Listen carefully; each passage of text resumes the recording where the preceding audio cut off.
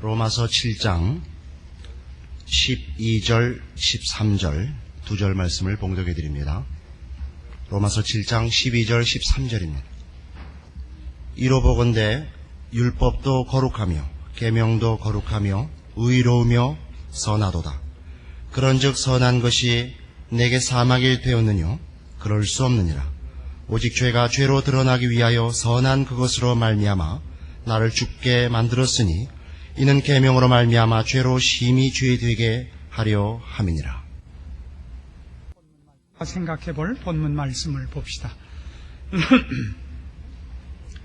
우선 13절을 먼저 보시면 그런즉 선한 것이 내게 사망이 되었느뇨? 그럴 수 없느니라 하는 어떤 상투적인 표현을 다시 대하게 됩니다. 이 표현은 여러 번 나왔습니다. 먼저 로마서 6장 1절에 이런 표현이 나온 적이 있습니다. 그런즉 우리가 무슨 말하리요? 은혜를 더하게 하려고 죄에 거하겠느뇨? 그럴 수 없느니라. 기억나시죠? 15절에도 있습니다. 그런즉 어찌하리요? 우리가 법 아래 있지 아니하고 은혜 아래 있으니 죄를 지으리요? 그럴 수 없느니라. 7장 7절에도 있습니다. 그런즉 우리가 무슨 말하리요? 율법이 죄냐? 그럴 수 없느니라.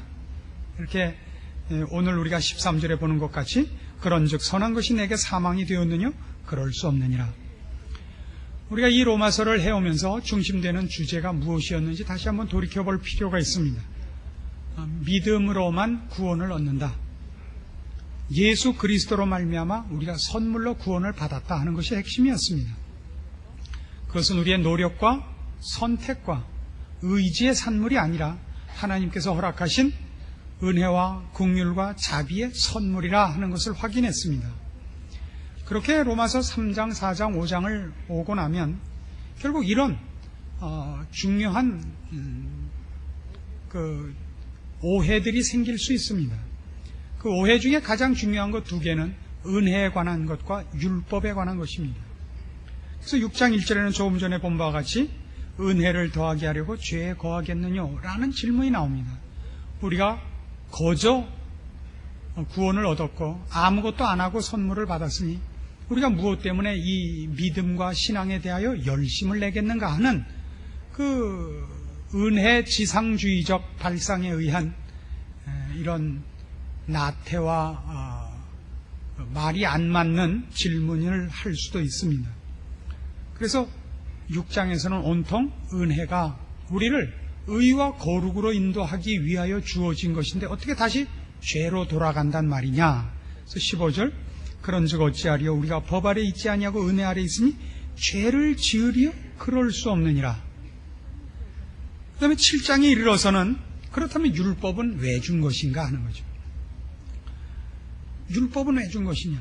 율법으로 구원을 얻지 못하고 율법으로 오히려 죄만 더 짓는다면 왜 율법은 준 것이냐? 7장 7절 그런즉 우리가 무슨 말하리요? 율법이 죄냐? 그럴 수 없느니라. 율법이 죄냐? 율법이 죄를 조장하느냐? 율법이 죄의 근거냐? 이유냐? 그렇진 않단 말이죠.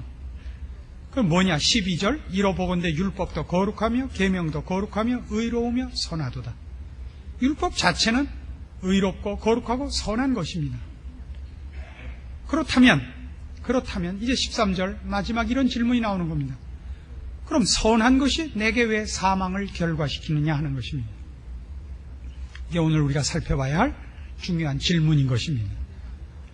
율법이 죄가 아니라면 좋다. 그렇다면 그 선한 것이 왜 내게 사망을 결과시키느냐? 선한 것이 왜 내게 사망을 만들어내느냐? 답이 이렇게 나옵니다. 13절 다시 봅시다. 그런즉 선한 것이 내게 사망이 되었느뇨?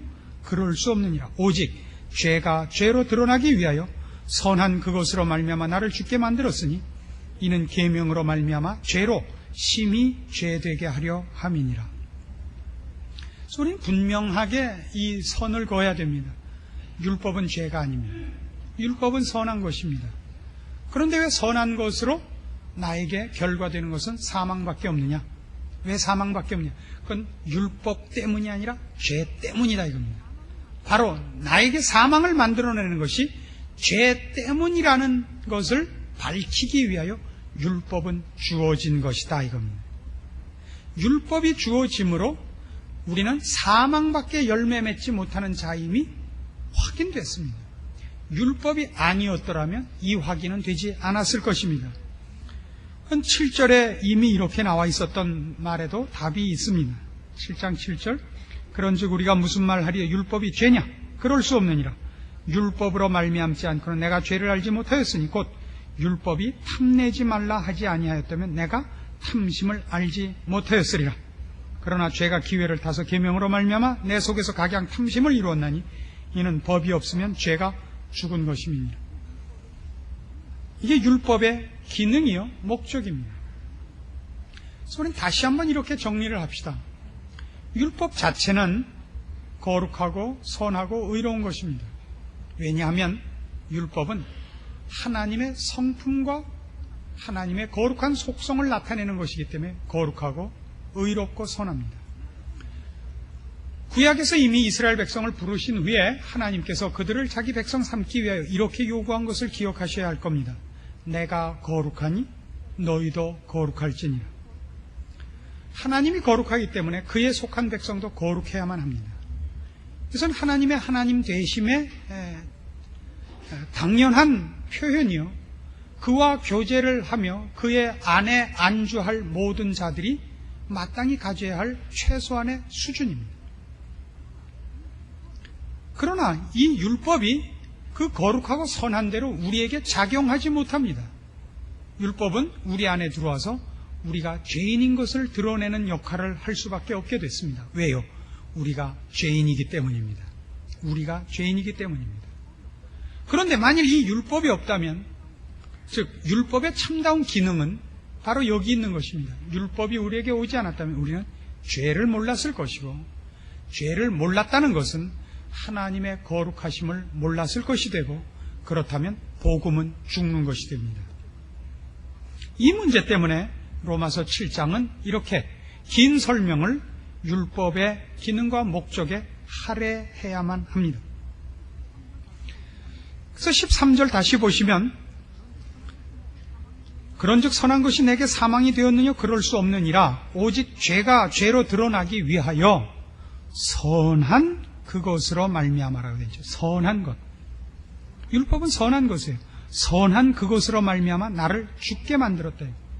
선한 율법으로 나를 죽게 만들었는데 이는 계명으로 말미암아 죄로 심히 죄되게 하려 함이니라. 이 율법의 목적입니다. 율법 자체는 선합니다. 그러나 선한 것이 선한 것을 열매 맺지 못하고 있습니다. 이유는 우리 안에 죄가 있기 때문입니다. 율법이 오지 않았다면 우리가 죄인인 것과 죄가 우리를 장악하고 있는 것을 몰랐을 겁니다. 이렇게 해보십시다.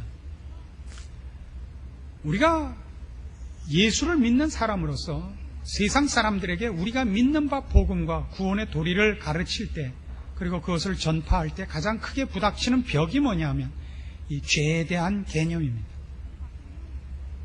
저들이 갖고 있는 죄에 대한 개념과 우리가 갖고 있는 죄에 대한 개념은 근본적으로 다릅니다. 우리가 갖고 있는 죄에 대한 개념은 하나님과 하나님의 거룩에 관한 것이고, 저들이 갖는 죄에 대한 개념은 윤리와 도덕에 관한 인간 앞에서의 상대적인 어떤 평가입니다. 예수를 믿는 우리에게 세상 사람들이 가장 크게 반발하는 것 중에 하나가 뭐냐면, 왜 너희만 오르냐 하는 것입니다. 그렇지 않습니까? 왜 너희만 오르냐? 왜 너희만 구원을 얻고 너희만 선하다고 하느냐? 불교 신자들이 너희보다 더 낫고 이슬람교 신자들이 너희보다 낫다라는 얘기들을 자주 사용합니다. 그리고 실제로 그런 경우가 많습니다. 이슬람 교도들이 우리 예수 믿는 사람들보다 더 정직하게 살고 성실하게 살며, 불교 신자들이 우리보다 더 자비하고 더 나은 경우가 많습니다. 그러나 그들과 우리가 전혀 다른 것은 그들은 율법이 무엇인지를 모릅니다. 즉 죄가 무엇인지를 모르고 하나님 앞에서 자신의 위치를 모른다는 데서 저들은 율법의 기능을 혜택받지 못한 자들인 것입니다. 율법은 우리가 죄 가운데 있는 것을 이런 식으로 밝혀냅니다. 우리가 죄 안에서 이런 죄를 지을까 저런 죄를 지을까를 고민하는 동안은 죄는 우리를 구속하거나 방해하지 않습니다. 그 힘을 드러내지 않습니다. 죄는 죄를 지을까 하나님 앞으로 갈까를 놓고 망설일 때는 가장 큰 힘을 내서 우리를 압박하고 방해하고 핍박합니다. 그래서 이렇게 해봅시다. 언젠가도 우리가 했습니다마는 내가 예수를 믿을 것인가 말 것인가, 그리스도를 따라 살 것인가 말 것인가에 대해서는 죄는 있는 대로 힘을 발휘해서 우리를 방해해서 우리를 죄 가운데 매다 꽂습니다. 그러나 내가 하나님 앞으로 가는 것이 아닌 나를 치장할 것인가 말 것인가, 내 욕심을 채울 것인가, 욕심을 채워서 재미를 볼 것인가, 욕심을 사양해서 잘난 척을 할 것인가를 고민하는 동안은 죄는 절대 나를 방해하지 않습니다. 둘 다 죄이기 때문입니다. 둘 다 전혀 하나님과 아무 상관이 없는 일이기 때문입니다. 내가 얼마나 의지의 사람인가, 내가 얼마나 교양 있는 사람인가, 내가 얼마나 배운 사람인가를 자랑하는 것은 하나님의 거룩과 하나님 앞으로 가는 것과는 아무 상관이 없는 것입니다. 그건 자기 치장입니다. 로마서 9장에 가면 이스라엘 백성의 실패를 바로 이렇게 지적하고 있습니다.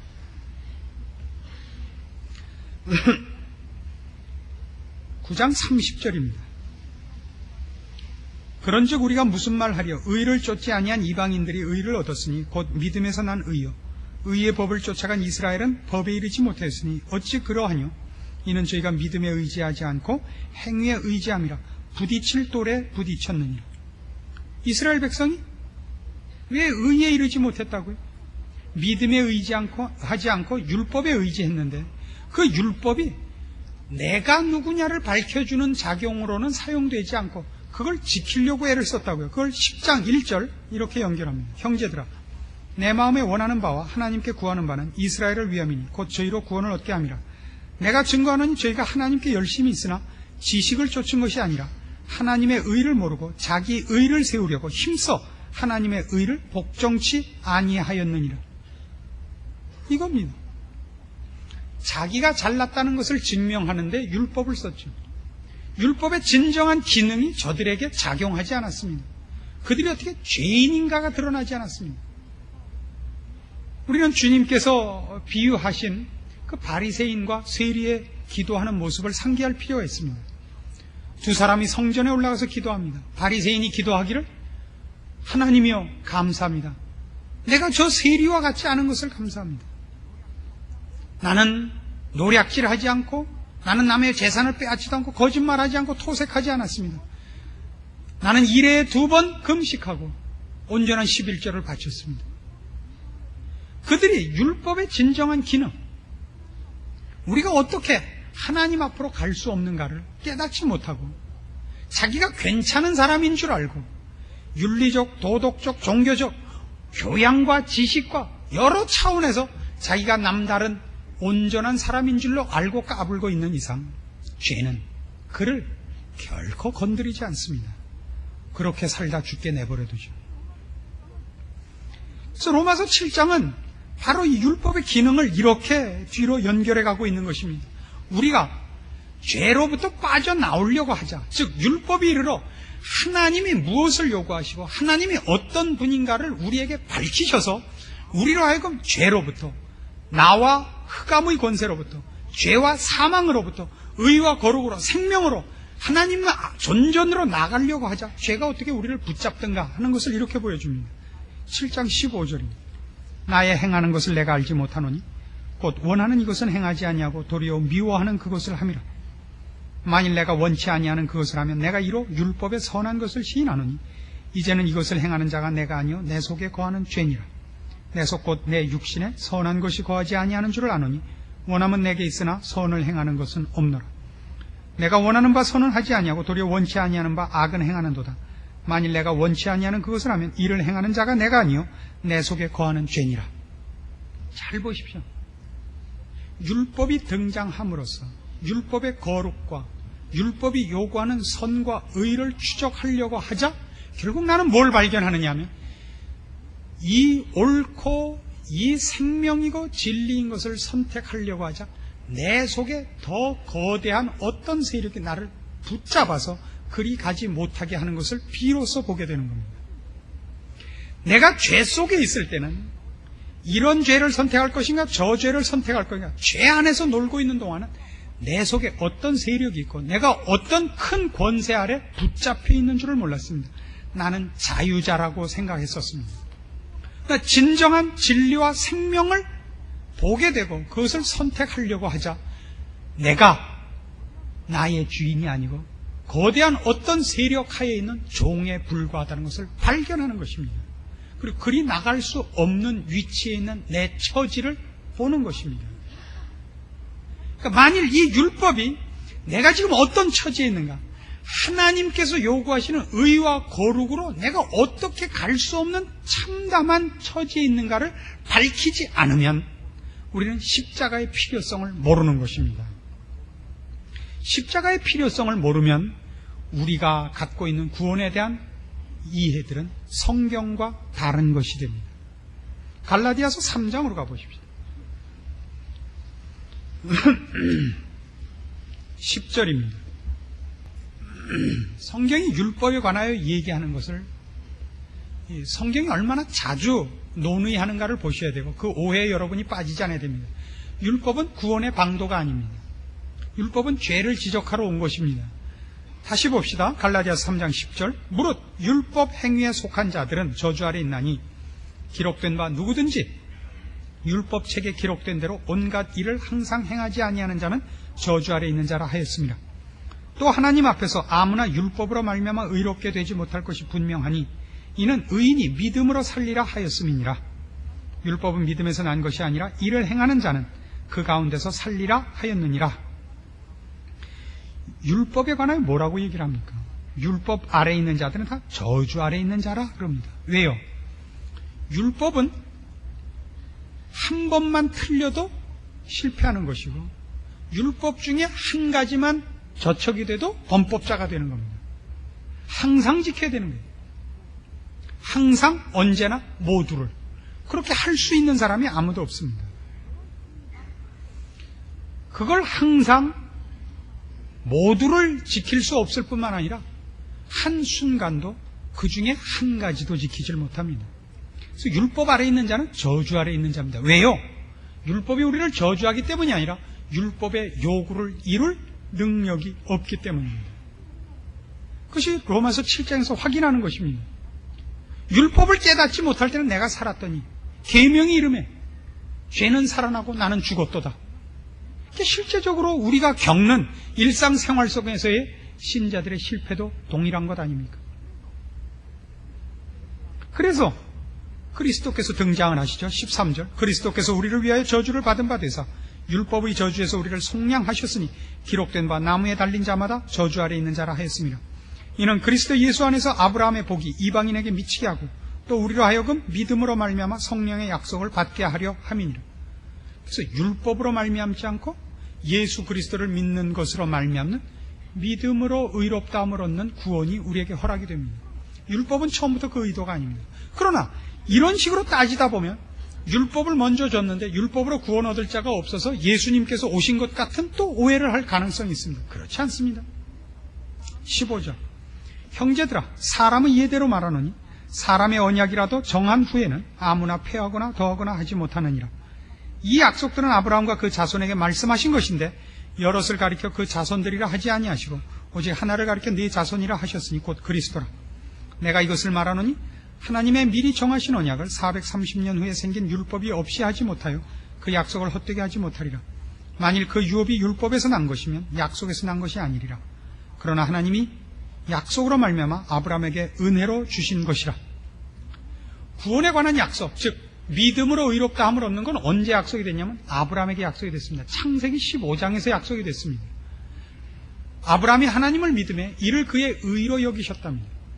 그래서 그것이 구원을 얻는 유일하고 영원하고 온전한 하나의 모델입니다. 우린 그 식으로 믿음으로 구원함을 얻습니다. 그럼 율법은 언제 준 것이냐? 그 이후에 430년이나 흘러서 준 겁니다. 출애굽해서 시내산에 도달하여 모세가 하나님 앞에 받아갖고 내려왔습니다. 그러니까 구원의 방도는 옛날이나 지금이나 처음부터 믿음으로 말미암는 구원 방법밖에 없었습니다. 그럼 율법은 왜 줬죠? 19절. 그런즉 율법은 무엇이냐? 범법함을 인하여 더한 것이라. 천사들로 말미암아 중보의 손을 빌어 베푸신 것인데 약속하신 자손이 오시기까지 있을 것이라. 중보는 한 편만 위한 자가 아니니 오직 하나님은 하나이시니라. 그러면 율법이 하나님의 약속들을 거스리느냐? 결코 그럴 수 없느니라. 만일 능히 살게 하는 율법을 주셨다면 의가 반드시 율법으로 말미암았으리라. 율법은 왜 줬다고요? 구원의 방도로 준 것이 아니라 믿음으로 구원을 얻게 하는 걸 돕기 위해서 오는 겁니다. 어떻게 돕죠? 우리가 우리 스스로 우리의 구원을 만들어낼 수 없음을 확인시키기 위하여 예수 그리스도의 십자가를 붙잡게 하기 위하여 오는 것이 율법입니다. 범법함을 인하여 더한 것입니다. 22절. 그러나 성경이 모든 것을 죄 아래 가두었으니 이는 예수 그리스도를 믿음으로 말미암은 약속을 믿는 자들에게 주려 함이니라. 죄 아래 가두기 위하여 오는 겁니다. 우리가 죄 아래 있다는 것을 확인시키기 위하여 오는 것이 율법입니다. 그래서 율법의 기능을 제대로 알지 못하면 죄를 알지 못합니다. 그리고 죄를 제대로 알지 못하면 십자가의 필요성을 모릅니다. 이건 정확히 로마서 3장식의 얘기입니다. 갈라디아서 3장에만 나오는 것이 아니라 로마서 3장 19절. 로마서가 구원을 설명할 때부터 이렇게 시작을 했어요. 로마서 3장 19절. 우리가 알거니와 무릇 율법이 말하는 바는 율법 아래 있는 자들에게 말하는 것이니 이는 모든 입을 막고 온 세상으로 하나님의 심판 아래 있게 하려 함이니라. 그러므로 율법의 행위로 그의 앞에 의롭다 하심을 얻을 육체가 없나니 율법으로는 죄를 깨달음이니라. 율법으로는 의롭다 함을 얻을 사람이 없어요. 율법으로는 내가 죄인이구나. 나는 의로워질 방법이 없구나. 오호라 나는 곤고한 사람이로다. 이 사망의 몸에서 누가 나를 건져내랴. 거기까지밖에 못 가는 겁니다. 그리고 그게 있어야 십자가의 필요성을 합니다. 이제는 율법에 하나님의 한 의가 나타났으니 율법과 선지자들에게 증거를 받은 것이라. 곧 예수 그리스도를 믿음으로 말미암아 모든 믿는 자에게 미치는 하나님의 의인이 차별이 없느니라. 모든 사람이 죄를 범하였으며 하나님의 영광에 이르지 못하더니 그리스도 예수 안에 있는 구속으로 말미암아 하나님의 은혜로 값없이 의롭다 하심을 얻은 자 되었느니라. 이게 구원입니다. 그래서 다시 돌아와서 여러분의 구원을 어디서부터 확인하느냐? 율법으로 말미암는 죄의 확인으로부터 시작해야 됩니다. 율법이 등장하고 하나님 앞에 내가 죄인인 것이 확인되지 않는 한 우리는 오호라 나는 곤고한 사람이로다라는 비명이 없고 그 비명이 없이는 십자가를 붙들 이유가 없습니다. 십자가를 붙들지 않으면 우리는 모두가 어떤 싸움에 빠지게 되냐? 누가 더 잘났냐 싸움밖에 안 됩니다. 누가 더 잘났냐 싸움. 처음에도 말씀드린 바와 같이 세상 사람들과 우리가 큰 차이가 뭐냐 그러면 우리는 율법이 그 작용을 해서 하나님 앞에 죄인인 것을 안 자들입니다. 세상 사람들은 자기네가 죄인인 줄 모르는 자들입니다. 세상 사람들을 향하여 복음을 전파할 때 가장 크게 걸리는 게 뭡니까? 언제나 이거죠. 죄인이라는 이 말입니다. 여러분은 죄인입니다. 예수 안 믿으면 지옥 갑니다. 그걸 이해를 못하죠. 내가 왜 지옥 갑니까? 내가 왜 죄인입니까? 오늘날 한국의 상황은 훨씬 더 나빠요. 워낙 불성실하게 살고 이 교활하게 살고 타협하고 사는 사람들이 이 세상에서는 큰 소리 치면서 사니까 상대적으로 우리는 착해 보여요. 그래서 죄송합니다마는 이번 대선 후보에 나오신 분들 중에 1번, 2번, 3번에 그 기호를 가지신 분들에 대해서 누구를 찍을 것인가에 대한 신문에 아주 좋은 조언이 나왔어요. 여러분들도 보셨겠습니다. 그 조언이 아주 기가 막히게 재밌어요. 원래 찍으려면 나은 사람을 뽑아야 되잖아요. 더 나은 사람, 더 정직하고 더 성실하고 더 진취적이고 더 책임있고, 그게 아니라 덜한 사람을 뽑으래요. 덜 거짓말하고 덜 돈 쓰고 덜 타협하고. 이게 잘난 사람을 뽑는 게 아니라 덜 악당을 뽑아야 되는 세상이 됐으니 말이죠. 그래서 우리 모두가 무슨 마음이 드냐? 내가 나가는 게 낫겠다, 그런 생각이 든다고.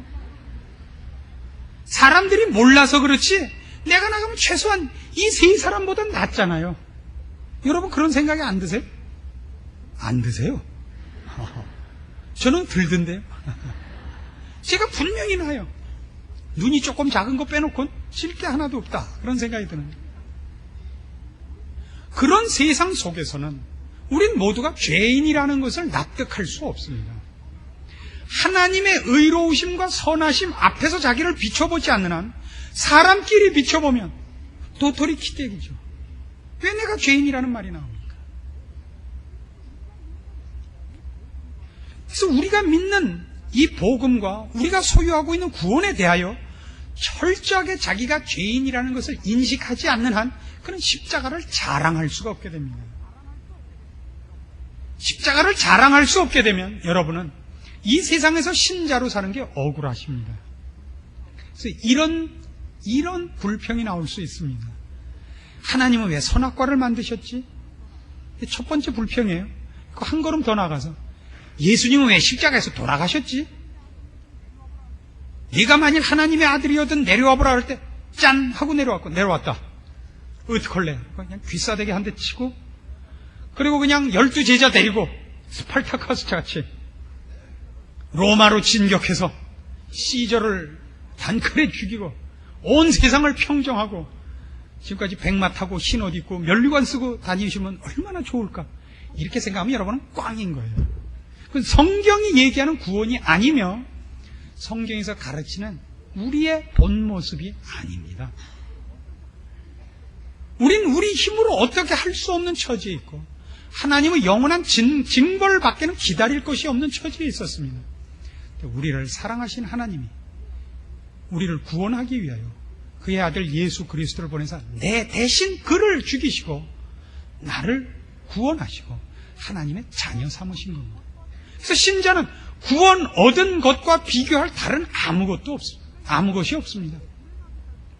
그가 이 세상에서 아무리 불행하게 살고 아무리 억울하게 산다 할지라도 억울하지 않은 자가 신자입니다. 그렇게 인정하십니까? 만일 그 인정이 되지 않는다면 여러분은 아직도 복음을 모르는 것이요 하나님의 거룩하심과 권위 앞에서 자신을 생각지 않는 것입니다. 바로 이겁니다. 하나님의 존엄하신 권위를 아직도 모르는 겁니다. 그에게 불충하며 그를 외면하는 것이 얼마나 큰 죄인가를 모르기 때문에 감히 불만이 있고 감히 억울하다는 소리가 나오는 것입니다. 하나님의 어미하심과 그의 거룩하심 앞에서 몸둘 곳을 찾을 수 없었던 우리가 예수 그리스도로 말미암아 이제 거룩하여져서 그 앞에 칭찬과 사랑 속에 설 수 있다는 것은 온 세상을 주고도 바꿀 수 없는 것이요 우리의 전 생애를 주고도 바꿀 수 없는 것이요 어떤 것으로도 그것과는 비교할 수 없는 신자만의 특권이요 자랑이요 감사거리라는 것을 아는 것 율법이 한 일입니다. 우리를 하나님 앞에서 우리의 위치를 깨닫게 하고 예수 그리스도의 필요성을 인정케 하여 우리로 하여금 구원을 얻게 하며 주 앞에 엎드리게 하며 그 앞에서 얻은 바 우리가 얻은 이 구원을 감사케 하는 것입니다. 이것이 율법의 기능입니다. 핑계를 대지 마십시오. 왜 선악과를 만드셨냐고, 왜 예수님을 죽이셨냐고. 우리 때문입니다. 우리의 못난 것 때문입니다. 우리가 얻은 구원이 얼마나 굉장한 것인가. 우리 하나님의 거룩하신 존전 앞에 내가 이제 사랑과 은혜를 입고 설 수 있는 자 되었다는 것이 얼마나 감사할 일인가 분명하게 확인하시고 여러분이 남은 생에 신자로서 사는 삶의 행복과 승리와 마땅한 인내와 충성을 놓치지 않는 여러분들 다 되시기 바랍니다. 기도하십시다. 하나님 아버지 은혜를 감사합니다. 우리를 하나님의 자녀 삼으시고 우리의 인생을 하나님의 거룩하심 앞에 두셨으니 감사합니다.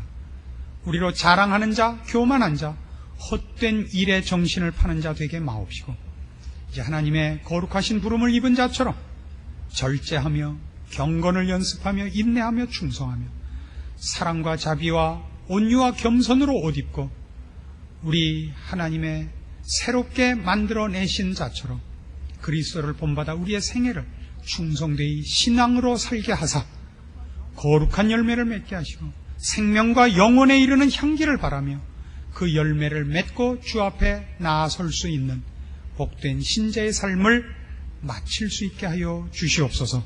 예수님의 이름으로 기도합니다. 아멘.